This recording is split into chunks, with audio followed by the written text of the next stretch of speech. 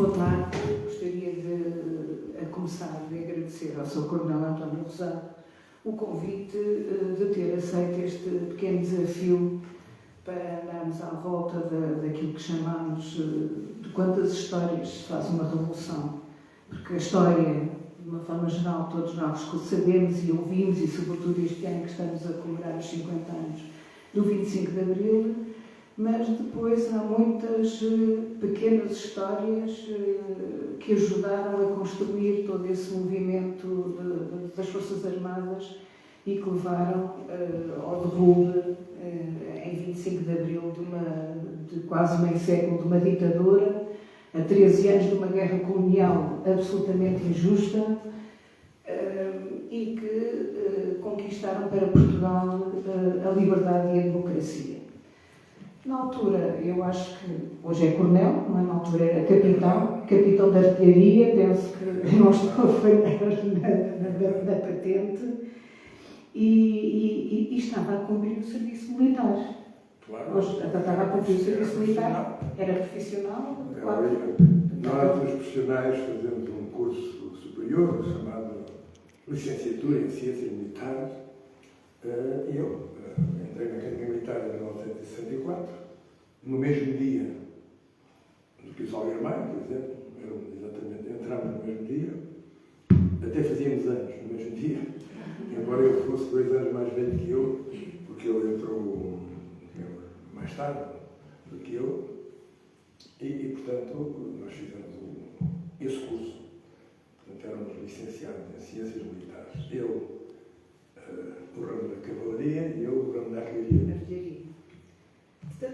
Estava colocado no Centro de Instrução da Artilharia Antiaérea da Costa de Cascais, mas depois eu vi que em 73 tinha passado para... Isto é assim, eu passei vários anos na escola. Os artilheiros são artilheiros de todas as artilharias, de Urbano, de Costa, antiaéreas, etc. E eu, como me indispus logo à entrada com a tropa,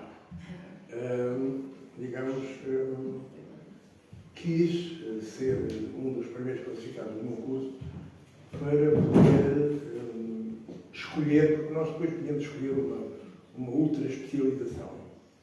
Eu escolhi, eu perguntei, há alguma coisa dessas que não existe em vendas novas? Há apenas uma, que são aqueles sistemas de computadores que na altura se chamavam preditores eletrónicos, de antiaérea. Então é isso que eu quero, para não ficar em vendas novas. E como não queria ficar em vendas novas, fiquei 5 anos. Isto é, durante 5 anos fui metendo pacientemente de 6 em 6 meses no requerimento para vir embora. E então passei, digamos, esses anos entre Vendas Novas e Cascais, porque eu tinha que dar instrução aos oficiais e aos sargentos relativamente a essas matérias, os radares, os preditores eletrónicos, etc., mas depois regressava a Vendas Novas, para andar lá ao estilo, na artilharia de campanha, etc. E, portanto, porque o meu curso é o primeiro curso que não vai para a guerra logo em Alferes, porque os dois cursos anteriores vão para a guerra logo em Alferes e acontece que, de repente, o Exército ficou sem oficiais para dar instrução aos milicianos, aos oficiais e sargentos milicianos. Portanto, o meu curso não vai, só fomos em capitães. Eu sou promovido a capitão, digamos, em setembro de 73, no mesmo mês em que fizemos a primeira reunião de Alcáças.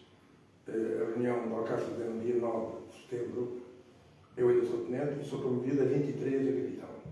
Sou imediatamente mobilizado para Moçambique, para comandar uma companhia lá na guerra. Poucos dias depois fui desmobilizado para integrar o núcleo criador da primeira bateria de mísseis antiaéreos que houve em Portugal. E isso porquê? Porque o Mobutu, que era o presidente do Zaire, tinha reivindicado, digamos, a soberania sobre Cabinda. Cabinda era um navio petróleo. E, portanto, como o Mobutu tinha mira às 3, e nós não tínhamos, o nosso sistema antiaéreo ainda era bastante antiquado, portanto, o Marcelo teve que comprar à pressa uma bateria de mísseis. Ninguém nos queria vender, porque a guerra colonial não era reconhecida por ninguém.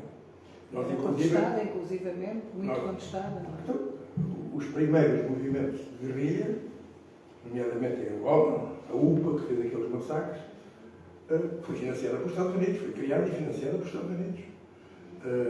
A Frelimo, o presidente da Frelimo, era professor numa universidade dos Estados Unidos. E, portanto, digamos que o primeiro país que financiou, armou e apoiou os movimentos de guerrilha contra Portugal foi os Estados Unidos. E, portanto, a NATO não reconhecia a nossa guerra colonial e, inclusive, fomos obrigados a retirar armamento que tínhamos em Angola e Moçambique, nomeadamente aviões, que pertenciam, entre aspas, às forças da NATO.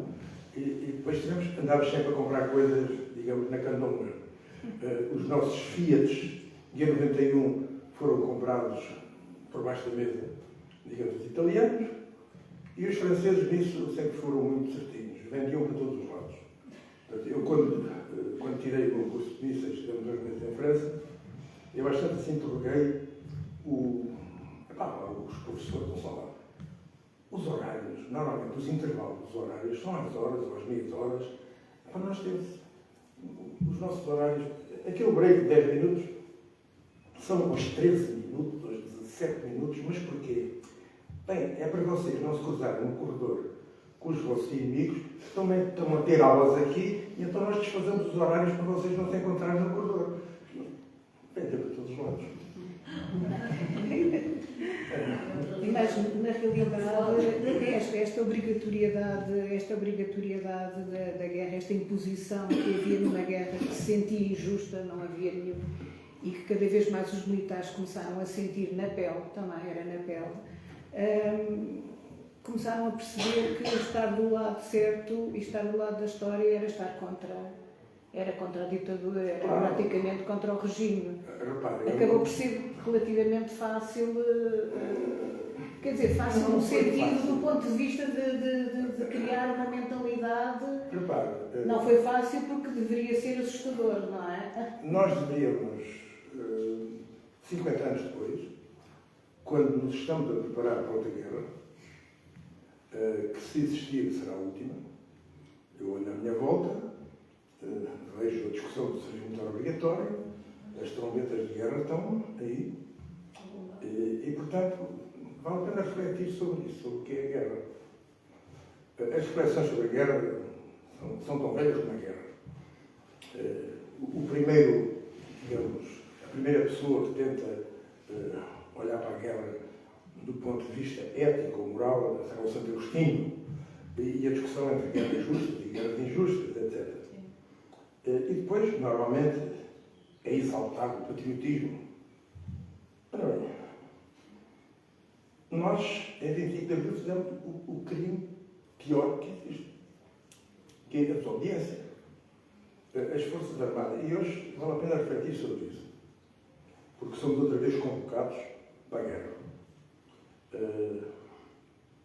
E, sobretudo, eu já tenho alguma idade, provavelmente também sobre a guerra, e de ser chamado, não sei, porque evidentemente a carne para canhão é toda a gente. Mas serão os jovens, os votos expiatórios, não? Serão os jovens que nem têm memória do que é uma guerra, felizmente, que vão ser convocados mais uma vez para essa guerra.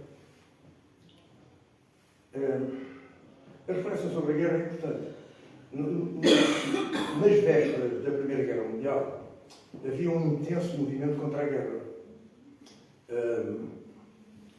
E por acaso, um dos chefes, digamos, desse movimento contra a guerra, João Mourão, foi assassinado nas vésperas da guerra. Ele foi assassinado no fim, acho que foi na véspera da declaração de guerra. Porque, evidentemente, os indivíduos que se opõem, e qual era o argumento deles? Era o argumento em que ia haver uma guerra em que quem se ia matar entre si era o povo, que não tinha contradições de fundo, e os autores da guerra, que eram, digamos, os impérios, os chefes daqueles impérios, que ficam sempre em paz, como é lógico, e que nunca morrem, são eles que vão desencadear essas guerras quando aquilo que aproximava os trabalhadores que foram morrer, dos trabalhadores que foram morrer, era muito mais aquilo que os aproximava do que aquilo que os dividia. E eles foram morrer em torno de princípios que não lhes diziam nada, em torno dos interesses das classes minoritárias que geriam tudo aquilo. As guerras sempre foram assim. Isto o militar de carreira dizer essas coisas, normalmente as pessoas ficam admiradas. Mas foi isto que nos levou ao 25 de Abril. É que nós, cada um de nós, era obrigado a fazer a barba todos os dias e nós tínhamos que não ter vergonha da imagem que íamos refletida no espelho. E a questão que se colocava era: o que é que eu estou aqui a fazer? Aquilo que mais motivou os jovens militares, e porquê é que é os mais jovens? Isso é também uma pergunta engraçada. E por que não os mais velhos? Bom, os mais velhos, vou empregar aqui um palavrão, à medida que nós vamos avançando na idade, vamos sendo, não sei dizer isto de outra forma, prostituídos pelo sistema. Então, os mais velhos, o que é que têm? Comprar uma casa, estão a pagar prestações, têm os filhos, e depois se isso correr mal, o que vai acontecer? Portanto, os mais velhos já estão integrados no sistema. Os seus valores éticos e morais já desapareceram. Ou então ficam em segundo plano, porque há um medo do que é que vai acontecer. Ora bem, nós ainda tínhamos esses valores morais e éticos, e aquilo que eu fazia parte de uma estrutura, como nós chamávamos, a estrutura de ligação, logo a seguir à reunião de 9 de setembro. Mas chegou a estar nessa reunião? Não chegou a essa? Eu estou desde o primeiro momento. Eu estou desde muito antes dessa reunião. É uma questão que cada dos Em 1973 foi essa reunião. Eu, em meados de 71, 2 anos antes, ainda não se falava nada disto, estava na escola prática de artilharia e um dia antes do almoço, naquele breakzinho para tomar o martinho antes do almoço, o ordenança do comandante vem ter comigo: o tenente, o nosso comandante quer falar consigo. Foi o gabinete do comandante e diz-me o comandante assim: ouça lá, você não encontrou uns senhores civis aí no corredor? Não, efetivamente não tinha encontrado. Bom, eram 2 inspectores da PIB que o vinham prender. Portanto, isto dá-se em 1971. O 25 de Abril em 73. Eu não pertencia a partido político nenhum, é lógico. Mas, quando acabei o meu curso, digamos, o tal curso de licenciatura em Ciências Militares, eu entrei imediatamente numa faculdade para tirar outro curso. E portanto, vi-me envolvido também naquelas lutas todas que havia, portanto, em 1968, 69, 70, para quem viveu esses tempos, o ambiente era um ambiente muito turbulento, quer nos meios sindicais, quer na cintura industrial de Lisboa, quer nos meios universitários, nos meios dos intelectuais progressistas, dos republicanos, dos católicos progressistas, etc. E, portanto, dentro das faculdades, ainda por cima, em plena guerra, o ambiente é diferente. Eu costumo dizer, por piada, eu licenciei em Economia, no ISEG, no antigo ISEG, ali no Calhas, e eu costumo dizer que o partido mais à direita que havia no centro estudante era para o Partido Comunista Português. Portanto, era tudo bem para a esquerda.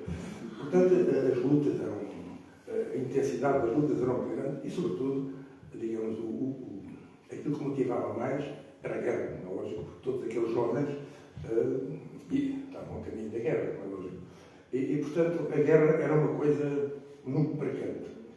E nós, portanto, qual era... Eu fazia parte daqueles que iam pelas unidades, eu que nasci em Faro, e no dizer do Luís Filipe Neves, era sulista, eu era o mais sulista de todos, porque abaixo de Faro não há ninguém. E, portanto, fiquei com a missão, logo a seguir, no 9 de setembro, de ir distribuir aquela coisa, por abaixo de nada, etc. Portanto, habituei-me a fazer aos fins de semana o périplo que começava em Lisboa, Setúbal, Vendas Novas, Évora, Porto Alegre, Estremoz, Beja, Tavira, Faro e Lagos. Portanto, digamos, eram os meus fins de semana. A conversar com as pessoas, é lógico. Aquilo que antigamente os comunistas chamavam agitação e propaganda. Ora bem, e, portanto, aquilo que era fácil para mobilizar as pessoas era a seguinte ideia, que é uma ideia de há 50 anos, de hoje e da manhã. As Forças Armadas são sempre o pilar central em que assentam todos os regimes. Hoje temos coisas muito mais sofisticadas, como seja a imprensa. Hoje as pessoas, em vez de, digamos, o Salazar, se fosse hoje vivo, dizia, que idiota que eu fui, porque gastou uma data de dinheiro na repressão, a PIDE, aquelas coisas todas, quando hoje isso é muito mais fácil de fazer. Em vez de bater nas costas, mexe no cérebro. E, portanto, a alienação é efetivamente o dia de hoje. A hipocrisia, a alienação é isso que nós vivemos. E, portanto, é muito mais fácil, digamos, e muito mais eficaz mexer no cérebro do que bater nas costas. Porque a PIDE via-se, era o que eu dizia, de sombrios, de fato, de gabardina, que nós... E é fácil mobilizar as pessoas contra uma repressão física. Visível, claro. Visível. E não contra uma abstrata. A alienação somos nós que a pagamos. E é o maior negócio que há. Nós pagamos para ser enganados. E é muito mais eficaz. Mas esta ideia de havia perigos em cada esquina, assim, uma ideia havia, na realidade havia, porque como é que se confiava... Porquê é que a PIDE não foi prender? Exato, porquê que a PIDE foi prender porque, por isso, simplesmente abriu um correio. Abriu o correio das pessoas. Eu no dia 27, quando regressei de Caxias, porque a libertação dos preços também tem muitas conversas que nunca foram feitas. Eu vinha com o Sousa Castro. Vamos ver a PIDE. Vamos ver a PIDE. A PIDE tinha acabado de ser, digamos, ocupada por uma força de fuzileiros comandada pelo comandante Costa Correia. E fomos lá. E fomos ver os ficheiros. O Costa Correia. Os ficheiros. Não, cara. Os ficheiros não eram ficheiros. Porque tinham fichas. As fichas eram uma espécie de uma coisa mais ou menos com o tamanho de um cartão de visita. E tinham um corredor enorme com muitos armários, todos padronizados, com muitas gavetas. Cada gaveta tinha 1000 fichas. Havia 3.500 gavetas. Isto é, numa população de 9 milhões de habitantes, havia 3 milhões e 500 mil habitantes, mais ou menos, que tinham ficha na PIDE. Ora bem, e eu, olha se eu tenho. Aquilo que estava por ordem alfabética, fui à procura da minha ficha. E lá estava. Cada ficha tinha umas letras e uns números. A, B, 150, Z, X, 930, não interessa. Cada uma daquelas coisas identificava um processo. Os processos são marcados. Os processos eram manuscritos. Porque eles, além de serem repressivos e tenebrosos, eram amanuenses. Aquilo, digamos, escreviam diligentemente as coisas todas à mão, em papel azul. Aquele tinha aquelas dois risquinhos vermelhos, aqueles papéis azuis, e aquilo era tudo manuscrito. E, portanto, tinha 5 processos na vida. Ainda soube alguns, sei lá, por exemplo, nós, os oficiais do Exército, às tantas, tínhamos missões esquisitas, entre aspas. Uma delas era gerente da sala de oficiais.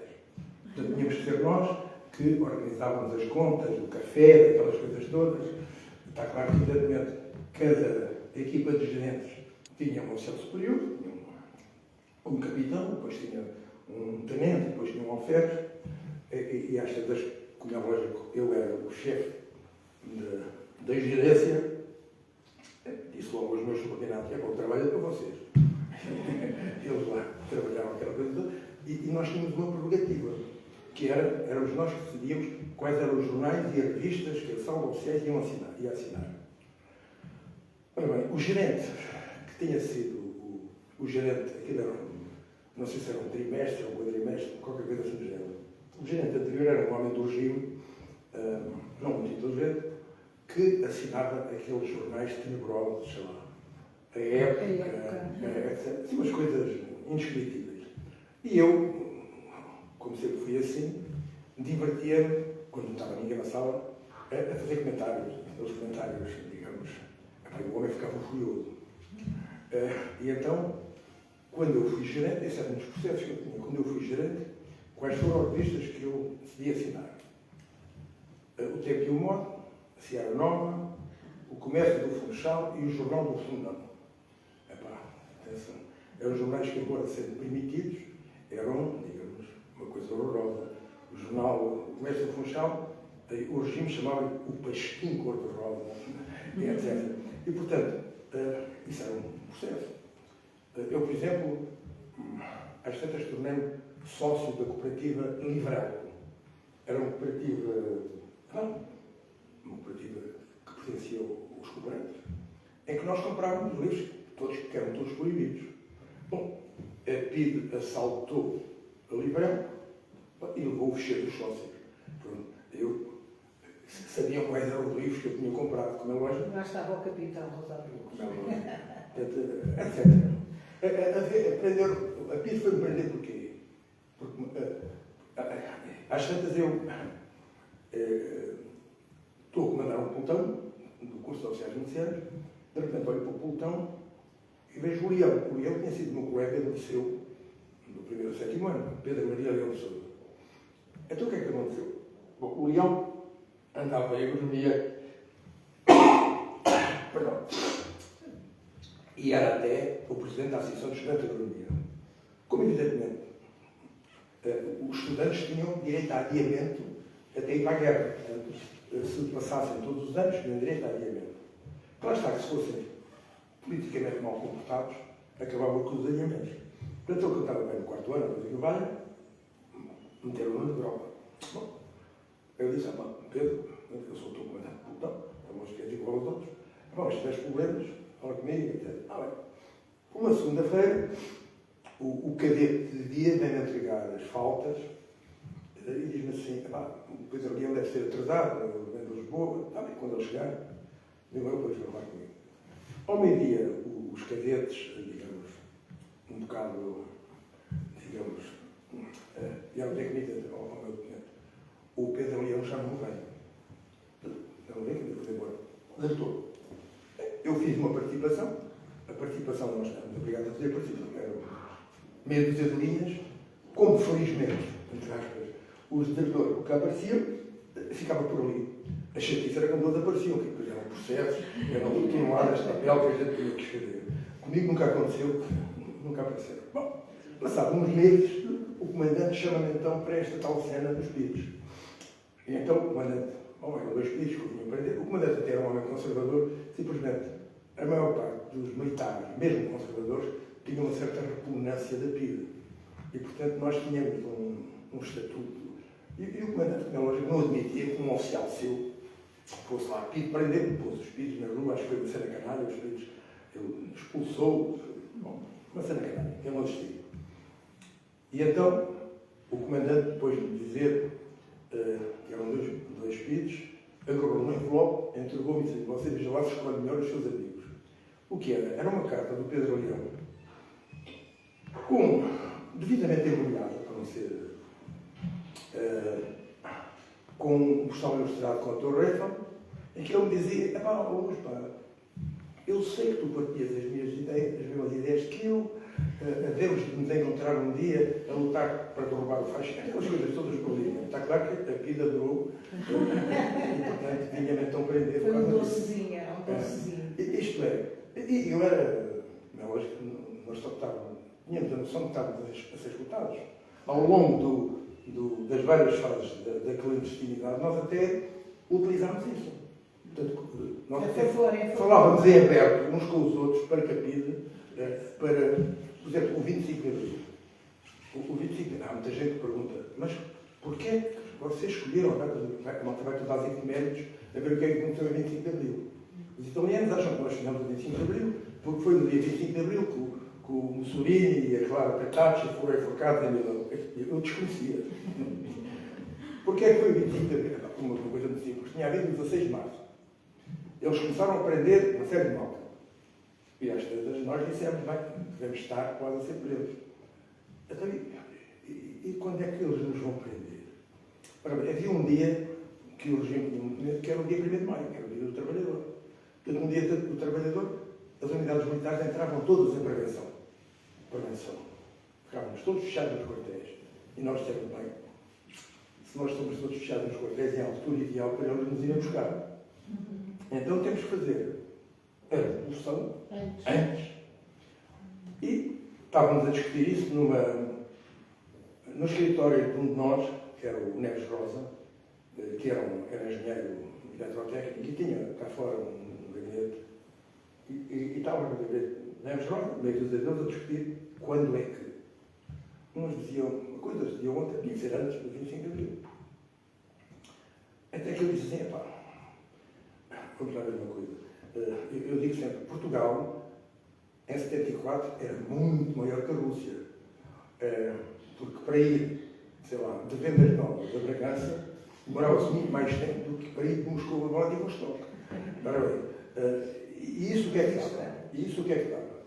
Dava que nós, para darmos um fim de semana aos rapazes que lá estavam, se dessemos só o sábado e o domingo, eles não chegavam a casa. Portanto, havia alguns que tinham que levar mais um dia.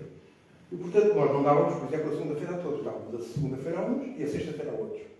Portanto, digamos que a segunda e a sexta-feira dava pouca gente nos quartéis. Mas depois havia aqueles que ainda eram muito mais longe. E tinham que levar 2 dias. E então uns levavam a segunda e a terça, e eles levavam a quinta e a sexta. Conclusão. O dia que estava mais gente no quartel era na noite de quarta para quinta. Portanto, tinha que ser um dia antes do 1º de maio que fosse de quarta para quinta, porque senão, para fazer a revolução, tinha que haver gente nos quartéis. Tinha que haver gente nos quartéis. Portanto, essa foi a razão do 25 de Abril. Mas para isso, tivemos que fazer uma manobra que nós chamamos de decepção, uma manobra, um fingimento.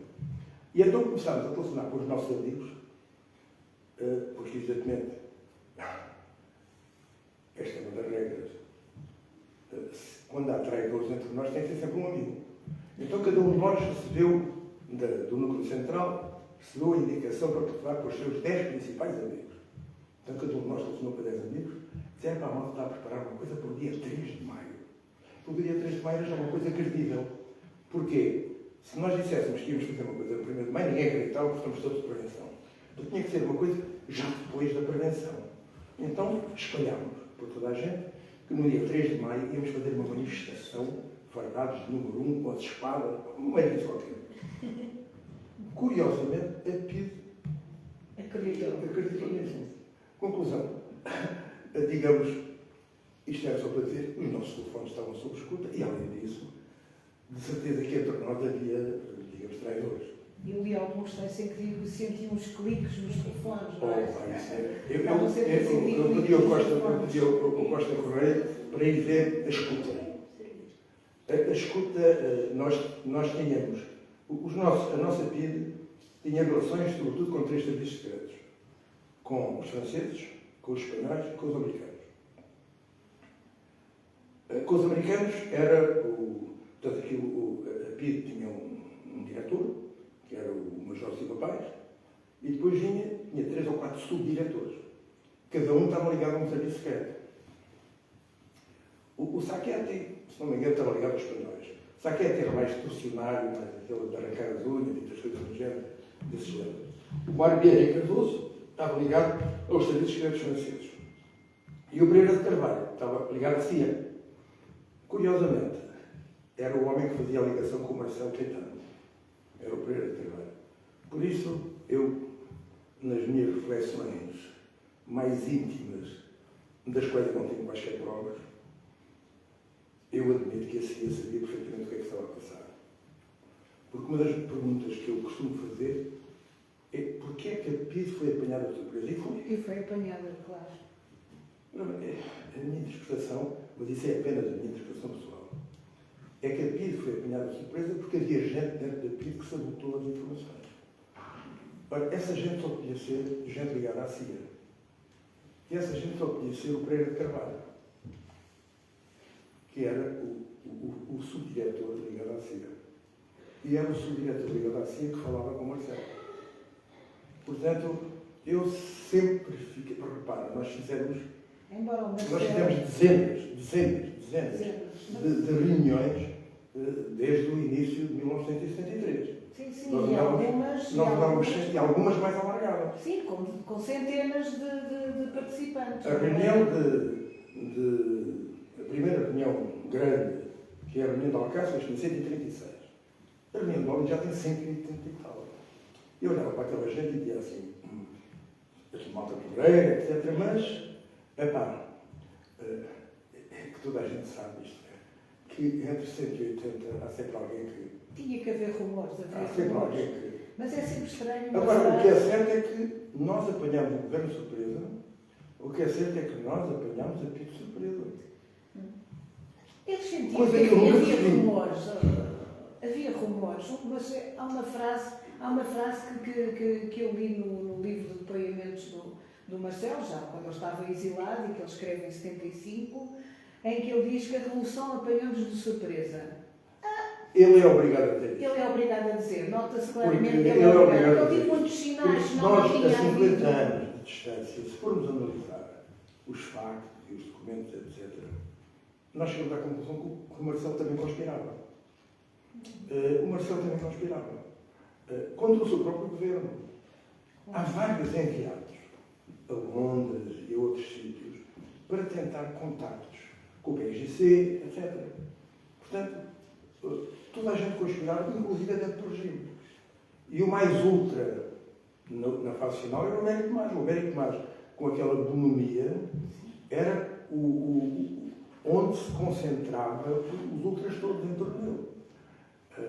Que é uma coisa curiosa, até porque nós, no dia 25 de abril, ao fim do dia, quando eu depois do Mar do Campo está esvaziado, vou para o posto de comando, já lá estava o Spínola, estivemos a conversar todos, digamos, a primeira conspiração contra o 25 de Abril, passa logo na noite do 25 de Abril, como é lógico, capitaneada pelo Spínola. As conspirações eram diárias. As primeiras foram do Spínola, não é? E, portanto, às tantas, não me esqueço, chegou o Almeida Bruno, que era tenente-coronel ainda nessa altura. O Almeida Bruno tinha sido preso... Isso no posto de comando da Pontinha. Sim, o Almeida Bruno tinha sido preso no 16 de março. E tinha sido preso nas condições um bocado aviltantes. Tinha sido preso na via pública, na Rua Luciano Cordeiro, tinha sido aqui militar, vinha na Rua Luciano Cordeiro, há uma brigada da PIDE que o prende e ele é algemado no candeeiro, fica abraçado num candeeiro. Era um tenente-coronel, contra a espada, não sei quantas coisas de guerra, era mesmo, foi mesmo aviltante. O Almeida Bruno foi para a Tafaria e nós, a Escola Prática de Artilharia,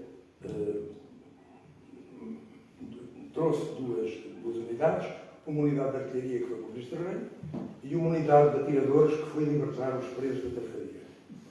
E acaba aquela cena lá no Lar do Carmo, eu venho para o posto de comando e de repente quando eu comecei logo a irritar, porque efetivamente percebi logo que estávamos já em plena conspiração contra nós, era o Spínola chegou lá e anunciou: vocês agora vão ser todos generais.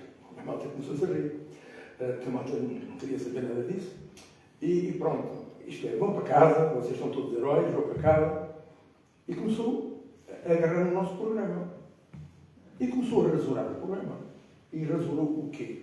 E até rasurou algumas coisas. resolveu a parte da descolonização. Exato. Ora bem, E da autodeterminação dos povos. e aquilo deu uma aplicação e daquela malta toda acreditava quem teve coragem de o afrontar, mas assim duramente, foi o comandante Crespo, que era marinheiro. E aquilo deu Vitor ali. Crespo, não é Vitor Crespo? Aquilo deu ali uma aplicação. Eu, entretanto, cheguei e vi aquela cena, mas já vinha irritado porque a malta veio-se embora e pouco tempo depois há aquele tiroteio e a Pia mata aqueles 4 cidadãos. E eu fiquei sozinho lá no carro e às tantas aquela população que ali estava veio-me dizer que a GNR continuava a evoluir. Porque nós tínhamos, a GNR era uma força grande, nós tínhamos na calçada do Combro um batalhão de GNR que saíram, depois voltaram para trás, depois tornaram a sair outra vez e estavam outra vez a sair de lá. E bem, eu, um capitão, meio fardado de minha paisana, com uma G3 debaixo do braço, subi lá assim, quis falar com o chefe de Estado-Maior, que era o Coronel Ferrari, e disse: "Meu coronel, o senhor aqui na minha frente vai dar ordem aos seus batalhões todos para voltarem para o quartel, porque senão isto acaba mal." E depois, face àquilo que estava acontecendo aqui, que fui para António Maria Cardoso. não, fui para António Maria Cardoso, já tinha havido aqueles mortos, fui para o posto de comando e cheguei lá, o hotel diz que eu entrei aos berros, e então já ganhamos a guerra, não é? Porque eu estava irritado porque uma das coisas que os militares fazem é, a seguir um combate, é a chamada exploração do sucesso e não podemos levantar as armas. A malta foi toda para a pontinha, acabou a guerra, foguetes, e eu disse assim: a guerra não acabou. Ponto 1. A GNR continua a evoluir. Ponto 2. Acabaram de matar 4 pessoas na PIDE. A malta ficou assim. E desculpe, nessa altura já tinha no Rádio Clube Português proclamado, já tinha sido proclamado como que a vitória do movimento. Sim, já tinha sido. Estava tudo em festa, mas não estava. E então, Spina diz assim: o capitão tentou dar as ordens, que era eu, e nomeou imediatamente. Nomeia imediatamente o Passos Moriz para ir comandar a GNR. E então, a GNR, nessa noite, foi recomendada pelo general Passos Moriz. Isto é para ver que... e então, quando eu saio daqui um bocado já irritado, chego ao Almeida Bruno. De Chico, tinha sido acabado de libertar, apeia-se o Chico, veio e pergunta: onde é que está o nosso general? Eu digo: o nosso general está ali dentro. O nosso general mandou-me formar governo. Eu comecei a rir. Fui lá para dentro e disse: não Crespo, tal o Almeida Bruno diz que vai formar governo. Bom, como é lógico, o Almeida Bruno era um oficial de grande postura, era um herói da guerra, era um oficial com grande prestígio, mas era um oficial, era, digamos, o filho que o Spínola nunca teve. Eles tinham uma relação quase filial, de parte a parte. Até porque, desculpa, o 16 de março é um passo espinolista. É um passo espinolista, claro. Um passo espinolista, claro. Um passo totalmente espinolista. Eu também Spínola tive tinha um projeto pessoal. Eu tive por dentro disso tudo. O Spínola tinha um projeto pessoal, sem dúvida. E então, a malta de repente, a malta não prendeu o Américo mais. Tínhamos esquecido do Presidente da República. Que chatice. E a malta de repente assim: isso é que era uma coisa boa para o Bruno. O Bruno, meu oficial, com altas condecorações, para afagar o ego do Bruno, prendeu. E então, lá fizeram a proposta ao Bruno. O Bruno aceitou, que não lógico. Mas um problema grave surgiu. Eu, para ir presidir o Presidente da República, tenho que ir de farda no Bruno. Bom, então o Bruno lá foi fazer a barba, vestiu face no Bruno, com as condecorações. Mas espera aí. Mas para ir prender o Presidente da República tem que ser um Mercedes, não pode ser um Jeep. Então tivemos que andar quem cantar o Mercedes. E pronto, o Américo Tomás lá foi preso. O Américo Tomás lá foi preso. Ele estava onde, desculpe? Estava em Cascais, a aguardar o que se passava. Ele morava em Cascais, numa praceta, que a malta chamava a praceta dos Almirantes. Porque havia 3 almirantes que tinham residência nessa praceta. Estava mesmo em casa. Tínhamos esquecido do Presidente da República. O Presidente da República e o Marcelo. Depois foram para a Madeira. E tiveram um exílio dourável. Até que se dá a terceira, ou a quarta, ou a quinta, um golpe de Estado, que é o Spínola e o Costa Gomes decidem, sem nos ter nada, mandar o Bério Tomás e o Marcelo para o Brasil. Nós reunimos logo, nesse dia. A minha proposta foi, como sempre, não foi aprovada. A minha proposta foi prender a junta e acabou. Porque aquilo era uma conspiração, porque nós tínhamos feito um protocolo com a junta. Nós tínhamos nós pudemos ter uma estrutura chamada... Refere-se à Ajuda de Salvação Nacional, que anunciou o programa do MFA, a televisão... Mas nós tínhamos feito um protocolo com a junta, como é lógico que a junta assumiu o poder, mas havia uma espécie de um conceito de Estado obrigatório, que era a Comissão Coordenadora do Programa, que tinha conselheiros que nós tínhamos escolhido, o Pinto Soares, o Vasco Gonçalves, etc., em que a junta não podia tomar nenhuma medida de fundo que tivesse a ver com o programa do BFA sem nos consultar. Ora, enviar o Marcelo Caetano e o Bério Tomás para o Brasil significava passar uma esponja por cima do fascismo. Porque eu, no Largo do Carmo, às tantas, naquelas 7 ou 8 horas que eu passei com o Salgueiro Meia no Largo do Carmo, às tantas, quando aquilo se desbloqueou, eu também fui falar com o Marcelo. O Salgueiro Meia teve que falar com ele, uma série de coisas, e às tantas eu também fui falar com o Marcelo. E o Marcelo perguntou-me: o que é que me vai acontecer? Era uma pergunta, tinha a sua razão de ser, porque o Largo do Carmo estava cheio de milhares de pessoas que gritavam: morto ao fascismo, assassinos, etc. Era um ambiente um bocado pesado. E eu disse ao Marcelo, Sr. Presidente, Vossa Excelência, vai ser por aqui. Mas será sempre tratado com a dignidade inerente ao seu cargo. E, portanto, Vossa Excelência nunca será humilhado. Depois, Vossa Excelência será alvo de um processo, o qual o senhor terá todas as garantias de defesa nacionais e internacionais que entender. Poderá nomear os seus advogados nacionais e internacionais que quiser. O julgamento será público, porque nós não pretendemos julgar pessoas. Nós pretendemos, sobretudo, julgar um regime, julgar um sistema. E nós pretendemos, depois, eu era mesmo naivo, porque nós pretendemos fazer uma coisa que seja didática, para que as pessoas percebam porque é que isto aconteceu e para que não se torne a repetir. Bem, lá está que a ida... depois disse-me uma maldadezinha.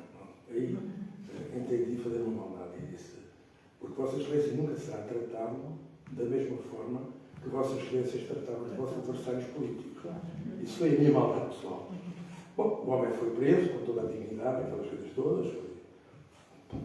Mas não foi a Mercedes, saiu na Xavier. Esse não foi, esse foi de Xavier. Foi de Xavier porque mas queria a população... Queria matá-lo. A população que estava no carro não ia sair. Nós não podíamos usar a força contra a população que nos estava a vitorear, por um lado, mas também não podíamos deixar que alguma coisa acontecesse, que senão estávamos aqui a contar outra história completamente diferente.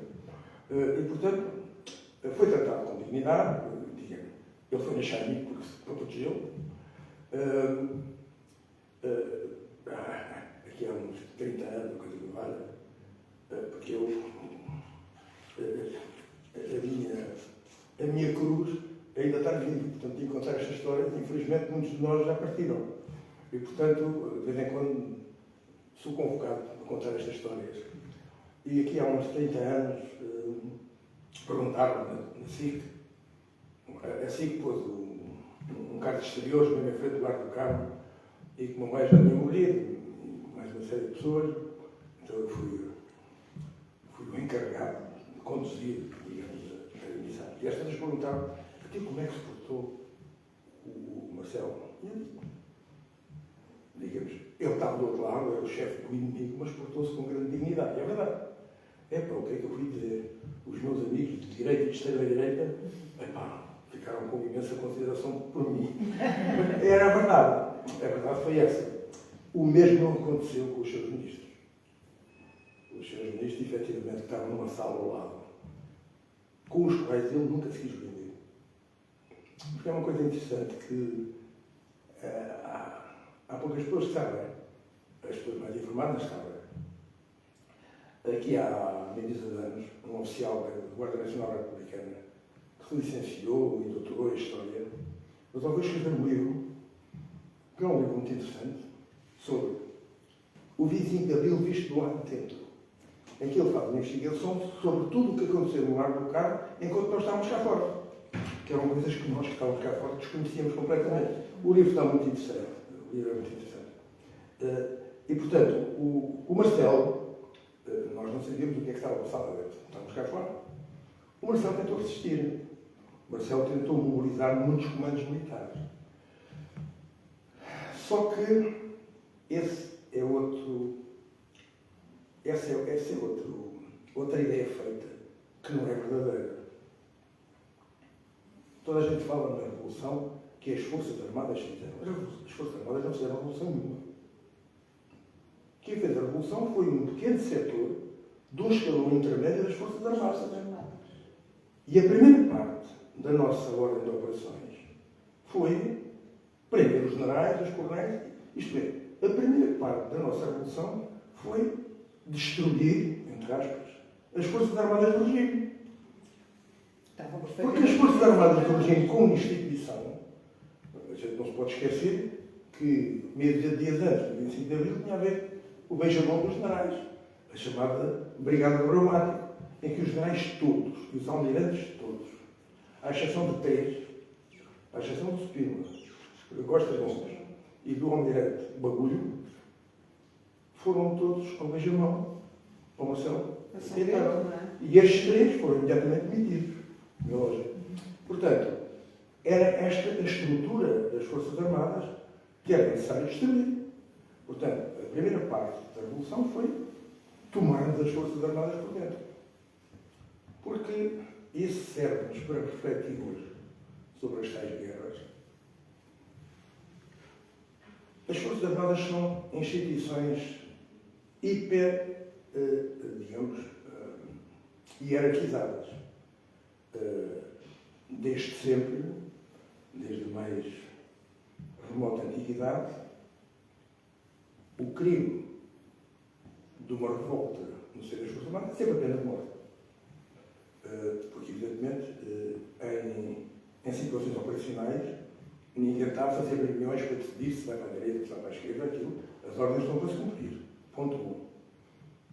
Ponto 2. Em guerra, as vontades individuais dissolvem-se às suas vontades coletivas.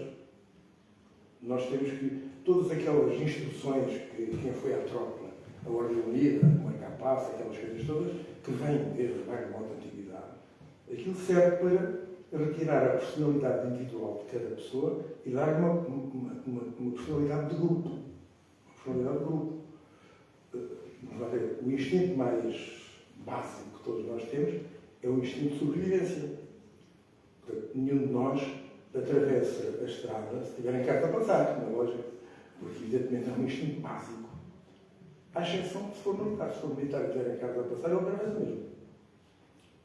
Porque está formatado para ter a ordem. Mesmo contra os instintos mais básicos. Porque só assim é que as guerras são possíveis. Porque se nós todos estivéssemos a pensar na nossa sobrevivência, nenhum de nós ia para a guerra. Ficavam em casa, claro. Nenhum de nós ia para a guerra. Essa é a primeira. Mas depois há mais, para complementar. Eu já disse várias vezes que, como Algarvio, digamos que sou, nascido no Algarve, o Regulamento Geral do Serviço do Exército foi escrito para organizar o Exército Português, como Marquês de Pombal, quando assumiu o poder, tudo isto estava dormido. Eu sou economista, e quando nós estudamos a história económica, Portugal, etc., nós temos sempre a tendência de perguntar, mas espera aí, tudo aquilo que a gente conhece começou com o Marquês de Pombal, porque para trás, sei lá, as universidades, não sei o quê, mas quando o Marquês de Pombal foi primeiro-ministro, o país já tinha para aí 600 anos. Mas, no entanto, e uma das coisas que ele fez foi a reorganização do Exército. E para isso mandou chamar o Conde de Lippe, que era um inglês, de origem prussiana, que escreveu o Regulamento Geral do Serviço do Exército. Mandou escrever o Regulamento Geral do Serviço do Exército. O Regulamento Geral do Serviço do Exército, que é de 1760 e tal, só foi revisto em 1983. Ora bem, se está bem feito, não mexas. Mas não, o Parlamento Social Socialista, se fizeste, tinha algumas coisas interessantes, nomeadamente aquela que dizia que para algarvios, para correnteiros e clarins, deviam ser escolhidos algarvios, ciganos e outras pessoas de má porte. E porquê?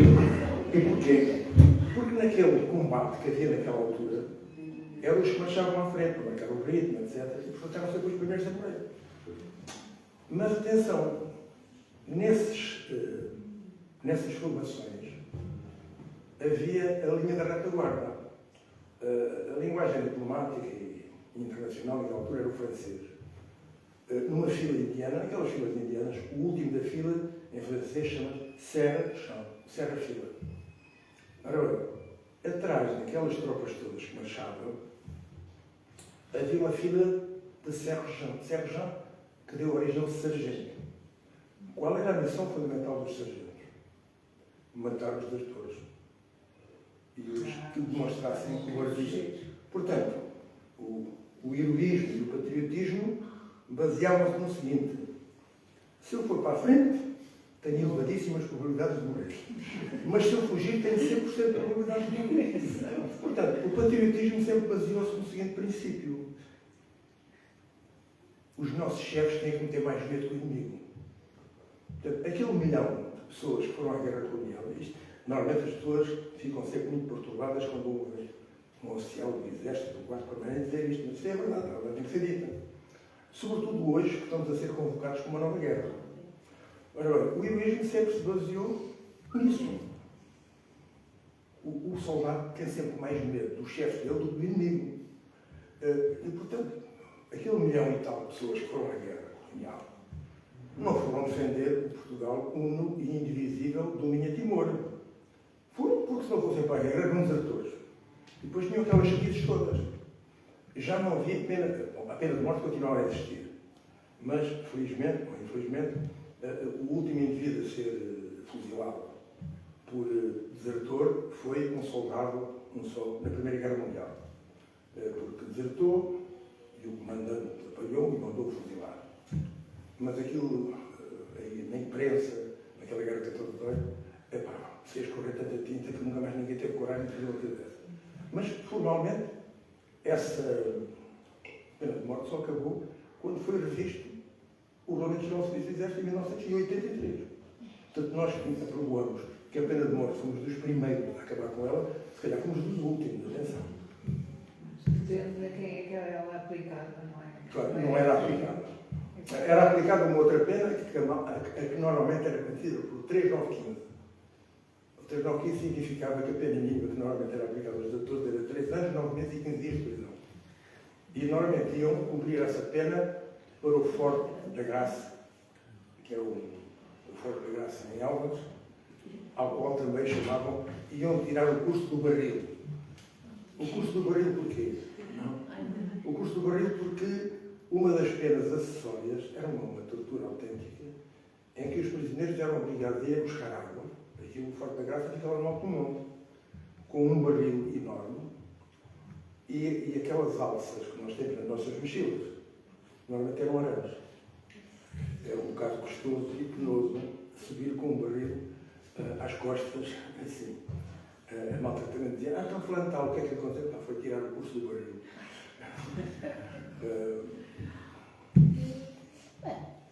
Gostava, há bocadinho, nesta sua conversa, falou no jornal A Época. E isso remete-nos um pouco há 50 anos, porque não foi por acaso que nós decidimos marcar esta nossa conversa hoje, a 23 de abril, que foi o dia que, efetivamente, e usando até uma palavra sua, numas afirmações que já fez, que foi o dia em que houve uma situação surreal, que foi a distribuição por hotel do plano da ordem de operações e do anexo de transmissões. Na realidade, foi a sua primeira intervenção prática, precisamente no momento do 25 de abril. E foi um pouco por isto que nós marcámos, porque realmente, e pensar em tudo, como é que se conseguiam reunir sem terem sido apanhados, como é que eram convocados, mesmo por muitas distrações, isso que acabou por nos dizer. Mas a sua descrição deste momento, do dia 23, que faz hoje 50 anos, calculo que ainda esteja por fazer, porque foi à noite, não é?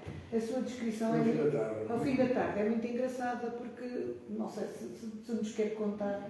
Porque Vamos a sua descrição... É necessário, vamos lá ver, as ordens de operações, o plano geral das operações foi gizado com uma estrutura, com o hotel, com a quarta-brada, uma série de tempo. E ao longo de uma semana, aí a partir de 17, 18, nós convocávamos as unidades para virem a Lisboa, para lhes darmos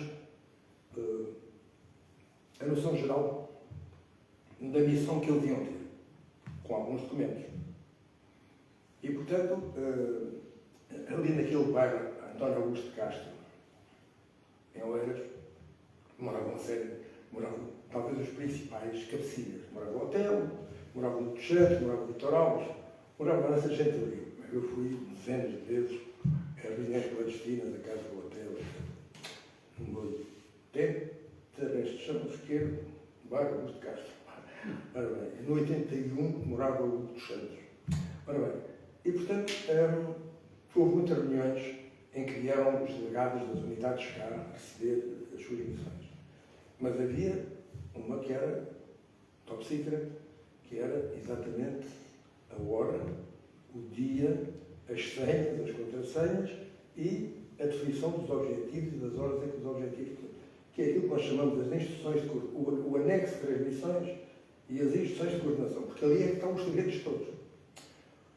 Ora bem, isso tinham que ser dados só na véspera, para não haver, digamos, quebra de segredo. E então, o país foi dividido em 5 partes. O norte foi o Sousa e Castro. Todos nós, cada um de nós tinha um asa, cada um de nós tinha um duplicado, um outro oficial. Portanto, para o norte foi o... Cada um era o que chamavam um oficial de ligação, não é? Era porque, ao longo dos meses da conspiração, eu fiz aquele périplo que acabei de dizer, para o Algarve, para o Alentejo, todos os fins de semana, ia falar no Malta e tal, conquistando adesões, na lógica. Até que, finalmente, já tínhamos uma estrutura mais ou menos consolidada de pessoas que iriam, digamos, que assumiram que iriam tomar conta das suas unidades e cumprir as missões que lhes fossem assignadas. Portanto, a mim, como é lógico, como era o homem do Sul, tive que ir para o Sul. E então, o hotel, no dia 23, à noite, peço desculpa, o hotel, devia ter desligado isto, mas pronto, à noite, não era dia, portanto, eram para aí 6 da tarde, convocou-nos, eu tinha, cada um de nós recebeu 2 pacotes, um para nós, outro para o ASA. O meu ASA já faleceu, infelizmente, era o capitão de Gavaz, e eu parti para o sul. O Sousa e Castro partiu para o norte, para a região militar centro foi o Torres e o Valente, e para a região de Lisboa já não me recordo quem foi.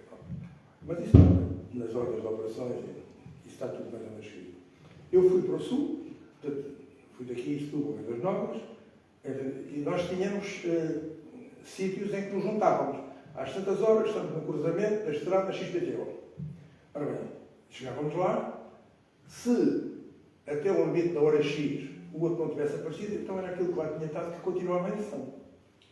Portanto, eu, felizmente, não foi necessário. Mas foi corrida de estafetas, quase. Exatamente, porque, vamos lá ver, eu podia ter sido preso, podia ter tido um acidente, claro, etc. Pronto. E, portanto, fomos juntando com o Veiga Baixo, nós fizemos o nosso plano aqui às tantas, ali às tantas, ali às tantas, mas íamos sempre por estradas diferentes. Um ia por uma estrada, outro ia por outra estrada. Nós somos militares, sabemos fazer estes planeamentos. Por o norte aconteceu a mesma coisa, etc. Portanto, isso aconteceu a mesma coisa para todas as unidades. Portanto, eu fiz, eliminámos Faro e eliminámos Tavira, porque os nossos oficiais, entretanto, aqueles em que nós tínhamos confiança, tinham sido mobilizados. E, portanto, a outra estrutura que lá estava já não nos oferecia confiança. E portanto, pronto, em Évora, como eu tinha, eu tinha dito na minha unidade, eu estava nessa altura a fazer um curso de computadores e eletrónica, escritas por causa dos mísseis. estava em ambiente escolar, não tinha tropas sob o meu comando, estava em ambiente escolar. E, portanto, tinha mais tempo para a conspiração. Tinha dito ao meu comandante, porque nós almoçávamos, eu almoçava todos os dias na mesa do comandante, etc. Tinha dito ao comandante, eu amanhã ando aqui aflito dos dentes, amanhã de manhã tenho que ir ao dentista, que era para ter mais tempo, porque nós tínhamos que fazer este périplo todo e, à hora do almoço, tarde, fardados, estava feito, comandante, etc. E, portanto, eu, por exemplo, quando estava em Lagos a entregar as ordens de operações ao capitão Borealis, que foi o homem de Lagos, depois tomou conta da FOI e aquelas coisas todas, cumpriu a missão dele, estava só a encher. E eu, olhar para o relógio, eu ainda tenho que fazer a barba, tomar banho, fardar e apresentar-me fresquinho, na malface, ao comandante. Bom, e então vim por aí acima. Está claro que eu adormeci no caminho, saí da estrada, mas consegui passar entre os dois eucaliptos, falhei os dois, passei a meio, bom, adiante. Minha coisa, dei boleia a dois, a um casal de ingleses, porque tiveram tanto medo, quando chegaram ao Marquês de Pombal, disseram, a gente fica mesmo aqui. Porque eu vinha a ultrapassar os rios todos da cidade para chegar a horas. Depois tive que queimar, porque, entretanto, as ordens de operações, nós levávamos as ordens de operações em duplicado, porque se um falhasse a missão era o outro que ia com. O Veiga Vaz disse, tu conheces isto melhor, vais queimar isso. E eu, como tenho em casa os meus avós, na Zamojeira do Mar, pensei que vou à Zamojeira do Mar, queria ir ao país 7h30 da manhã, faço uma imensa fogueira numas dunas que ali há, e quando eu faço uma imensa fogueira, aparece uma pessoa que eu conhecia desde miúdo, que era completamente careca, e por isso mesmo tinha do 30 cabelos. Aparece 30 cabelos, cuja missão era acender os Petromax do porto de entrada da barca, porque ele, ao fim do dia, ia acender e de manhã ia apagar.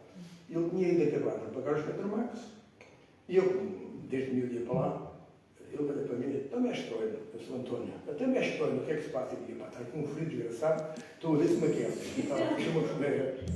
Bom, eu não tinha medo dele, porque eu sabia que na Zamojeira, em que a taxa de lá foi aqui não há perigo.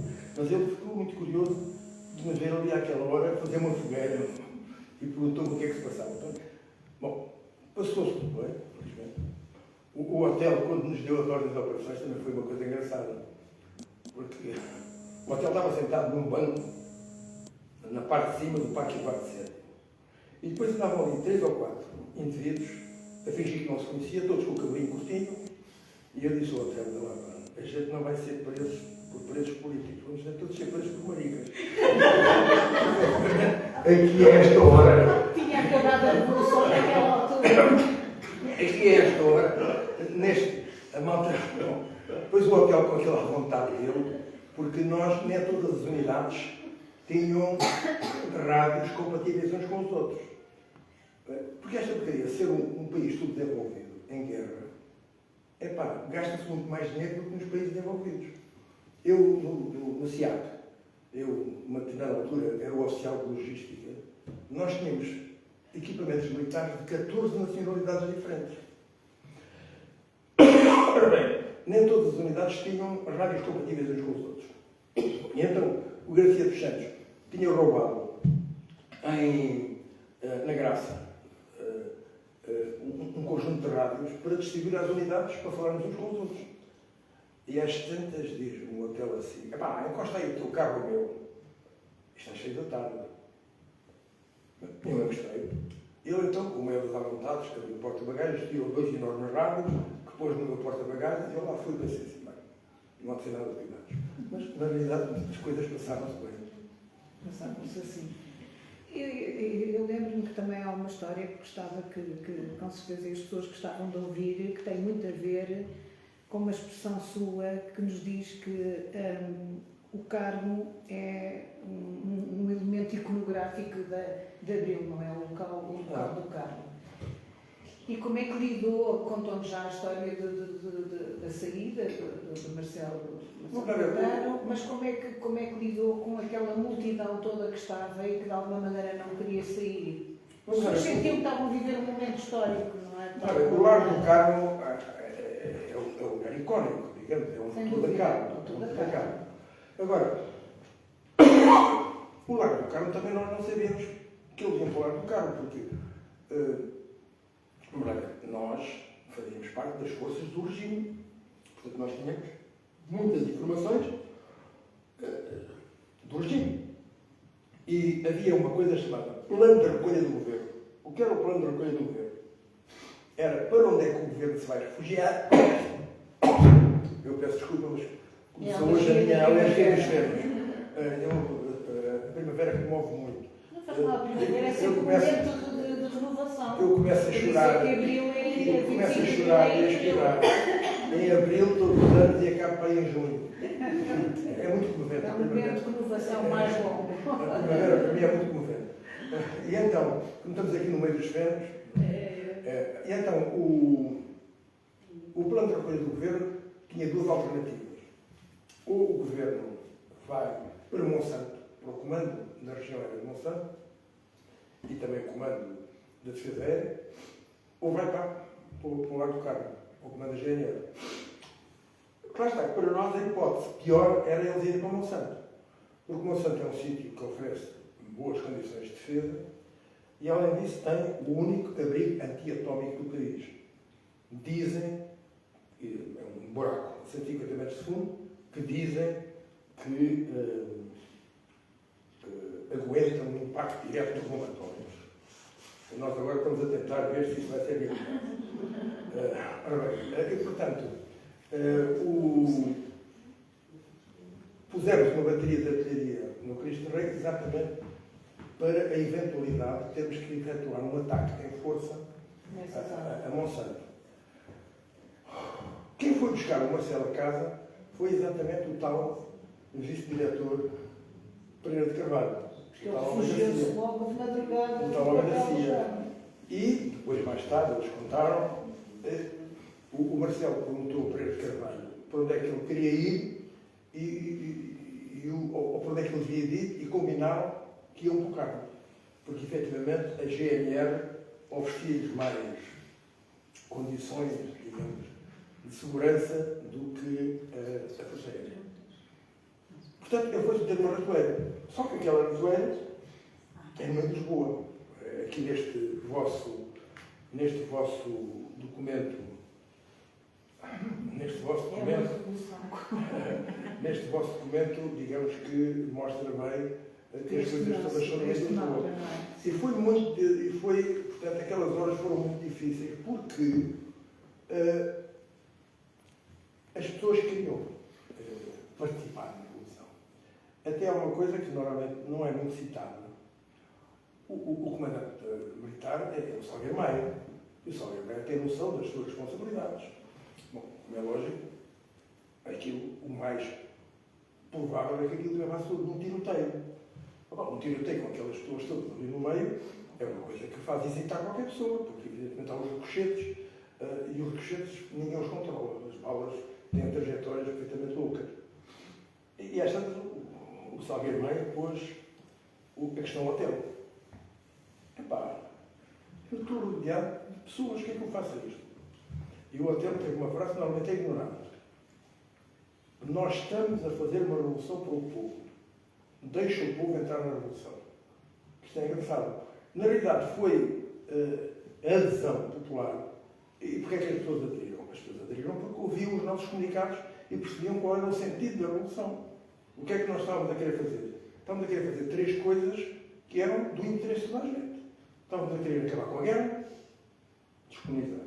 Estávamos a querer acabar com o regime ditatorial, democratizar. E estávamos a propor o desenvolvimento para todas as pessoas, para que não fosse necessário 1 milhão ou mais de pessoas emigrarem para sobreviver, que era desenvolver. Ora, as pessoas aderiram a isso, as pessoas perceberam que isso era o sentido. Além disso, digamos, o hotel, entre aspas, convidou-os a entrar na Revolução. Aquela confusão toda que se vê aqui neste verso, isto é um sinal do Carmo. O Carmo é isto.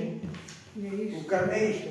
Ora bem, o Carmo é uma imensa confusão em que nós, digamos, uma coisa... Estavam milhares de pessoas, apesar do Carmo ser um... Eu fiquei comovido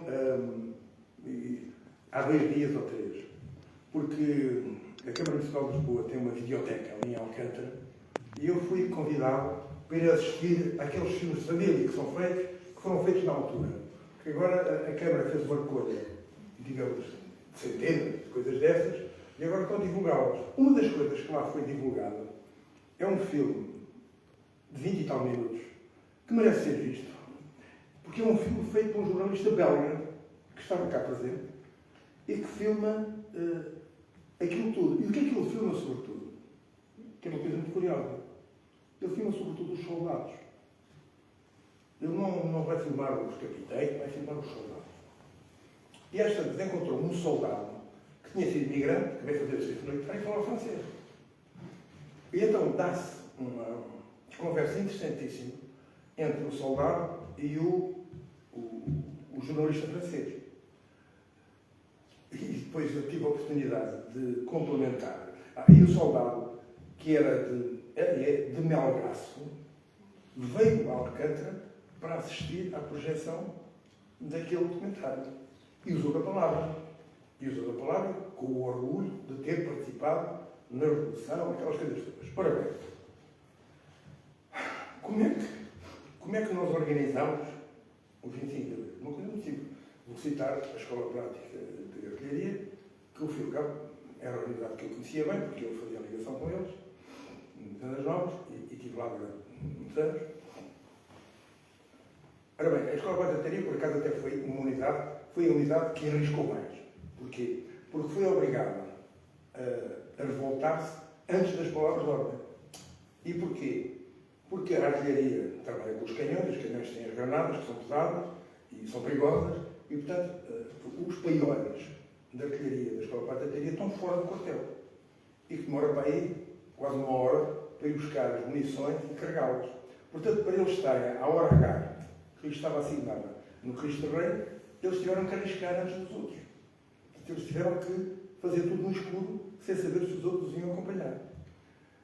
Ora bem, portanto, a uma determinada hora, quer o comandante, quer o segundo comandante da Escola Prática de Artilharia eram indivíduos bastante agrestes e totalmente favoráveis ao regime.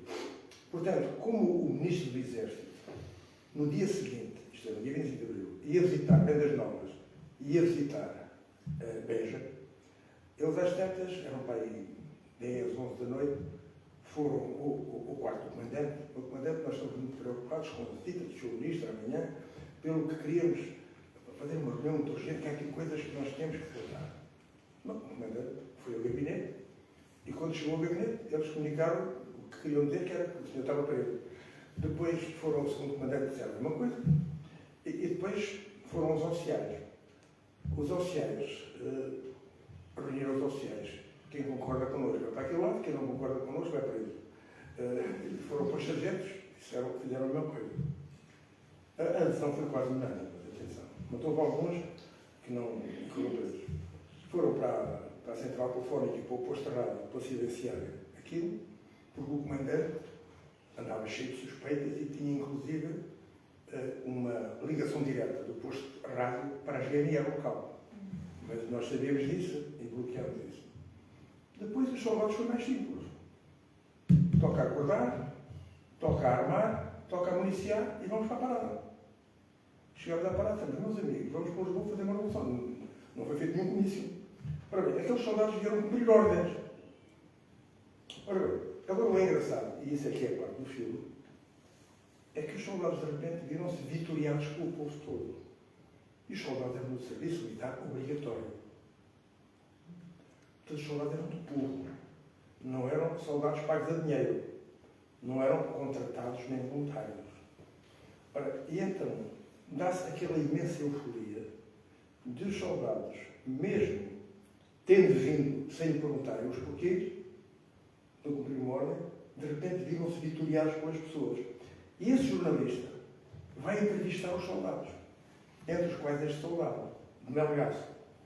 Opa, e o soldado, em pleno Largo do Carmo, foi entrevistado no Largo do Carmo, epá, esses meus elogios, está feliz por participar numa revolução, que é uma revolução popular. E depois eu tive que intervir lá na videoteca para complementar aquilo que o soldado não sabia.